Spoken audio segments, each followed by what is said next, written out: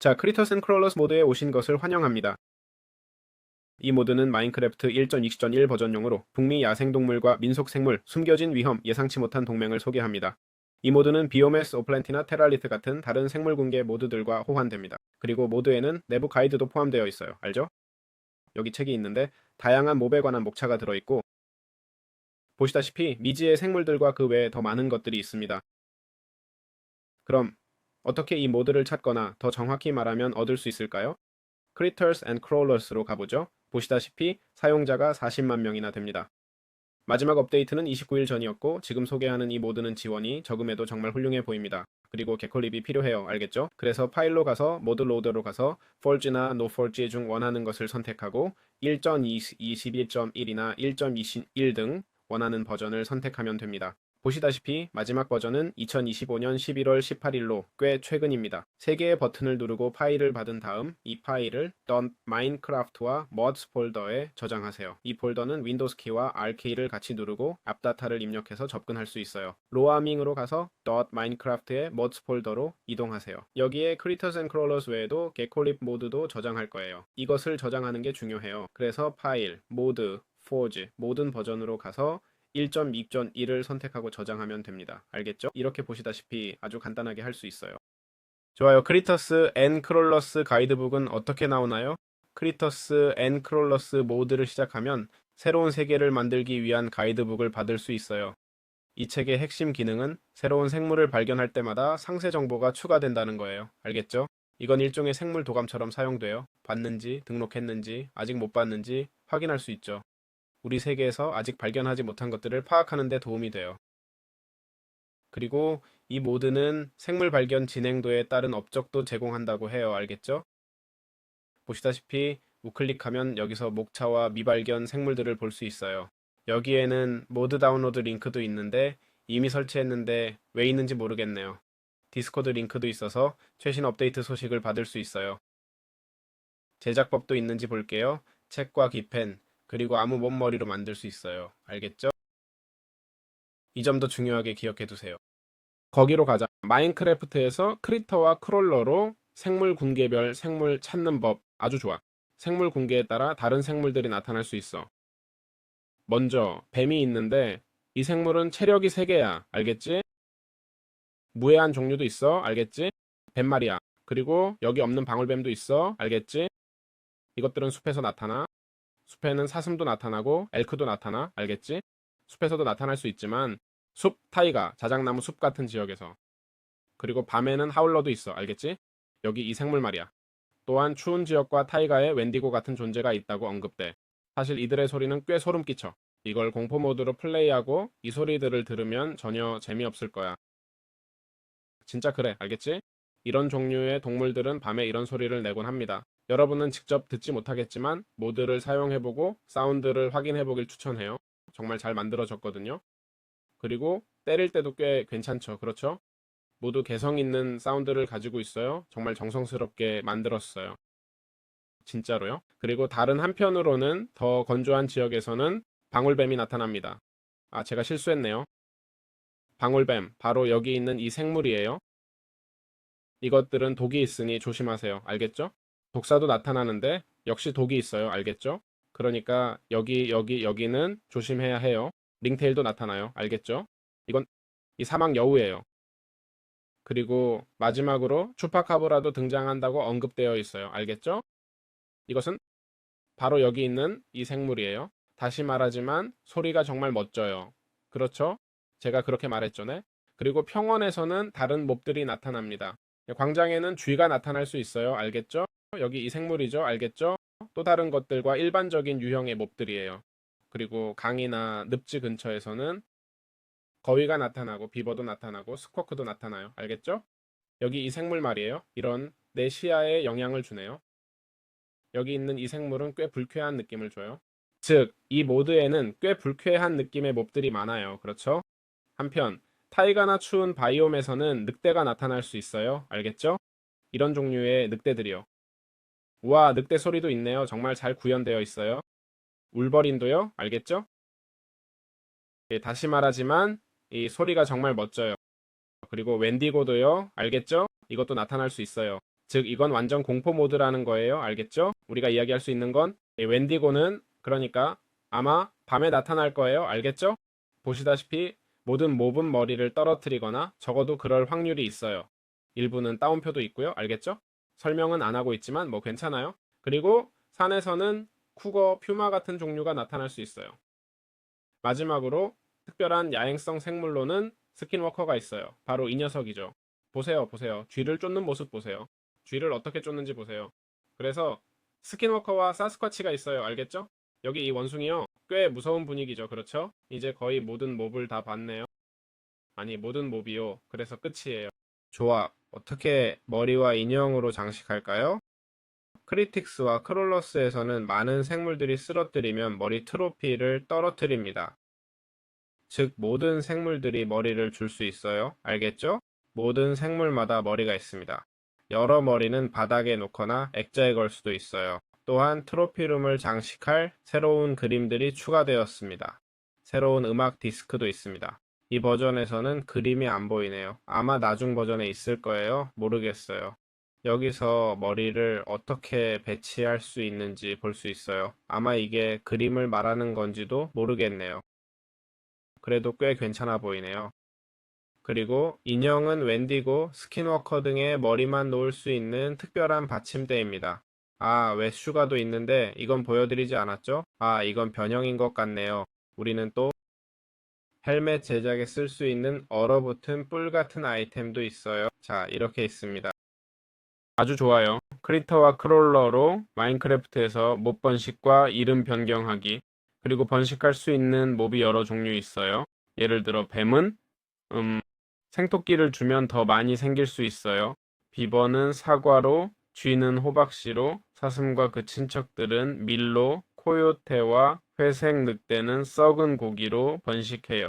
퓨마는 만들어지는데 사슴고기로요. 알겠죠? 아, 보세요. 두 종류의 곰이 있는데 이건 다루지 않았지만 이건 일반 마인크래프트에 이미 있는 건데 차이가 있네요. 그리고 흑곰이 있는데 달콤한 열매를 먹어요. 알겠죠? 꽤 멋지네요. 또 링테일이라는 생물이 있는데 사막에 나타나고 빛나는 열매로 길들이고 번식시킬 수 있어요. 그리고 스쿼크에게 쿠키를 주면 음악 디스크를 줄 수 있어요. 알겠죠? 스쿼크는 좀 이상할 수 있지만 내 시야를 바꾸는 몹이야. 알겠지? 여기 있는 이거야. 쿠키를 주면 음악 디스크를 줄 수도 있는데 몇 개를 줘야 할지 모르겠어. 여기 뭔가 떨어뜨린 것 같아 보이지? 거기서 음악 디스크를 하나 떨어뜨렸어. 정말 성가신 몹이지만 이렇게 내 시야를 바꿔버려. 마인크래프트가 완전히 못할 정도는 아니지만 조금 그렇긴 하지, 맞지? 그래서 쿠키를 많이 주고 물리치는 게 좋아. 안 그러면 게임이 불가능해져. 알겠지? 그리고 이름 변경에 관해서는 여러 가지 변화가 있어. 아, 외형적인 변화가 몇 가지 있어. 알겠지? 이론적으로 거위를 Untitled Goose로 바꾸면 문자로도 해볼게. 한번 칼갈고리 같은 걸로 바뀌어야 할 거야. 알겠지? 그리고 쥐의 이름을 레미로 바꾸면 알겠지? 보다시피 그 쥐가 바뀌는데 셰프 모자를 쓴 쥐로 말이야. 그리고 코요테를 와일드 이땅 코요테로 바꾸면 루니툰의 코요테처럼 보일 거예요. 근데 사실 몇 픽셀만 바뀌니까 큰 차이는 없어요. 그 다음에 거위는 기본적으로 Untitled Goose라고 입력하면 돼요. 알겠죠? 제가 실수했네요. 저기 입에 칼을 물고 있네요. 그리고 곰은 흑곰, 숲곰 같은 경우 스모케이라고 입력하면 모든 게 달라져요. 색깔도 바뀌고 삽도 생기고 모든 게 바뀌어요. 정말 멋지네요. 자, 이렇게 됐습니다. 아주 좋아요. 어떻게 사슴 갑옷을 얻을 수 있을까요? 아니, 갑옷과 사슴고기 말이에요. 알겠죠? 사냥, 음식, 장비 진행은 크리터스 앤 크롤러스에서 사슴고기에 많이 의존해요. 사슴 종류는 여기 있는 흰 사슴, 사실 하얗진 않지만 과 진흙 사슴으로 구분돼요. 그리고 여기 엘크도 있는데 이건 좀 더 큰 사슴이에요. 또 술록도 있어요. 여기 있네요. 모두 사슴이에요. 모두 사슴과이고 기본적으로 처치하면 사슴고기와 가죽을 드롭해요. 게다가 각자 자기만의 뿔을 남겨요. 알겠죠? 저기 있네요. 보시다시피 뿔과 가죽을 남겨요. 모두 같은 가죽을 공유하고 이 가죽으로 보시는 것처럼 갑옷을 만들 수 있어요. 투구를 만들려면 볼 2개가 필요해요.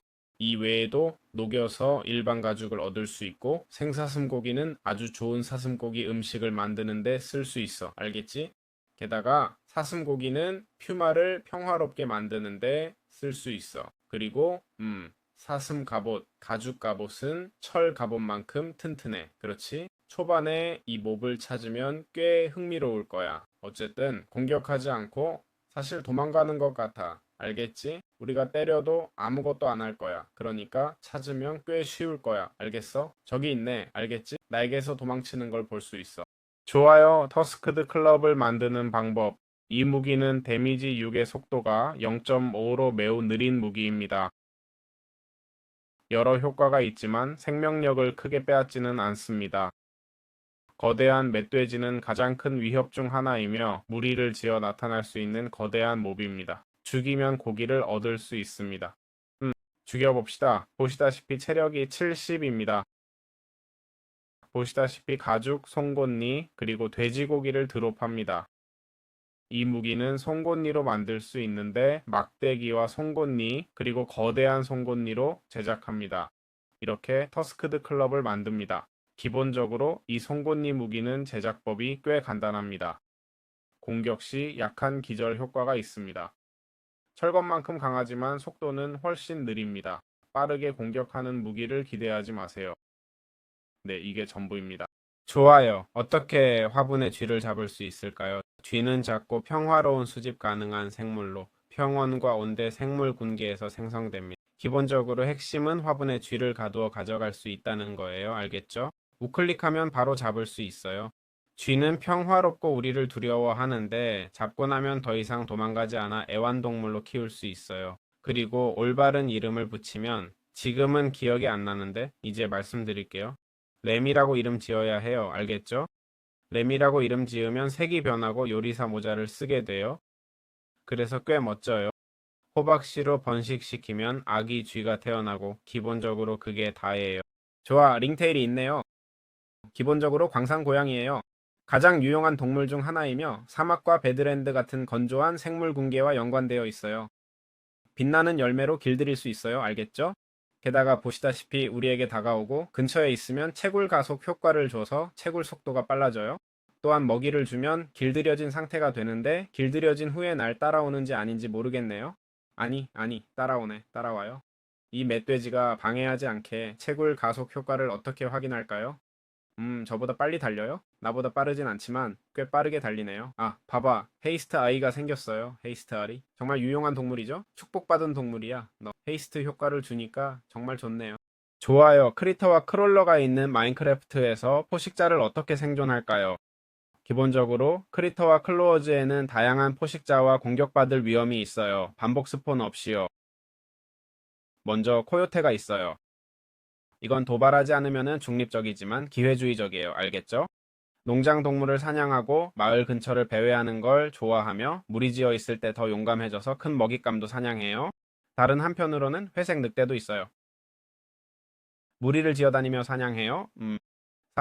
사슴류요. 바닐라 늑대보다 더 야생적이라고 강조되는데 길들일 수 있는지 확인해 볼게요. 아니요, 안 되는 것 같아요. 알겠죠? 여기 보이는 퓨마가 있는데 게임 내 어떤 종류의 몹이든 공격합니다. 동물을 사냥하고 플레이어도 공격할 수 있어요. 사슴고기로 진정시키고 길들일 수 있다고도 언급되어 있어. 보시다시피 늑대들과 함께 사슴을 사냥하고 있어요. 알겠죠? 그리고 흑곰이 있는데 매우 영역 의식이 강해서 너무 가까이 가면 북극곰처럼 공격할 거예요.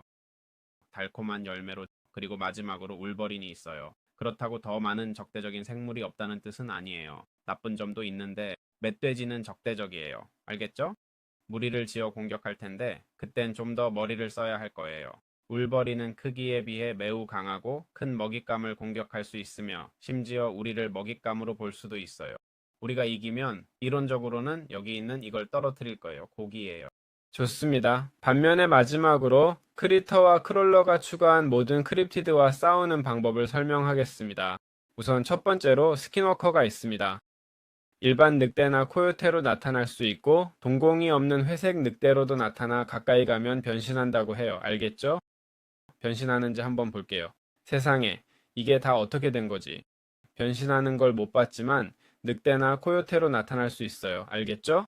그 다음에 가까이 가면 이렇게 변하는 거예요. 알겠죠? 약점은 불꽃놀이인데 이걸로 기절시킬 수 있어요. 석궁에 장착해서 쓰는 거겠죠. 맞죠? 금이 간 부분을 보니 별로 약해진 것 같지 않은데요. 그리고 웬디고도 있는데요. 플레이어와 주민들, 숲속 생물들을 공격합니다. 우리를 기절시킬 수도 있고 불꽃놀이로 기절시킬 수 있으며 체력이 200이에요. 알겠죠? 방금 본 것 같아요. 그러니까 아니 체력이 100이네요. 죄송합니다. 그러니까 조심하세요. 그리고 외추계가 있는데 이 생물이 바로 이것입니다. 추운 생물 군계에서 나타나며 이것은 생명력이 200이니까 모드 자체의 미니보스라고 볼 수 있겠네요. 불꽃놀이도 거의 마찬가지예요. 알겠죠? 그리고 하울러가 있는데 적대적이고 실명 효과를 준다고 합니다. 추파카브라는 공격적이고 가축, 특히 염소를 공격하며 생명력을 흡수해 자가 치유합니다. 그리고 마지막으로 사스쿼치가 있어요. 아직 하나 더 남았지만 사스쿼치는 공격하기 전까지는 중립적입니다. 보기 어렵고 가시성을 가지고 놀아요. 거리에 따라 거의 보이지 않게 됩니다. 봐요. 여기 하나 있어요. 보이시나요? 반투명해지다가 가까이 가면 보여요. 그리고 마지막으로 스쿼크가 있는데 이게 우리를 곤란하게 해요. 울보에 못생겼고 도망치는데 가까이서 보면 실명 효과가 적용되고 그게 다예요. 이제 놓쳤어요. 어디 있는지도 모르겠네요. 좋아요. 이제 됐어요. 다행히 물리쳤어요. 그렇지 않았다면 아시다시피 스쿼크는 머리를 떨어뜨릴 수 있고 쿠키를 주면 디스크를 줄 거예요. 이걸로 모드 설명을 마쳤습니다. 짧은 모드지만 꽤 멋있고 이게 뭐지? 했을 테니까요.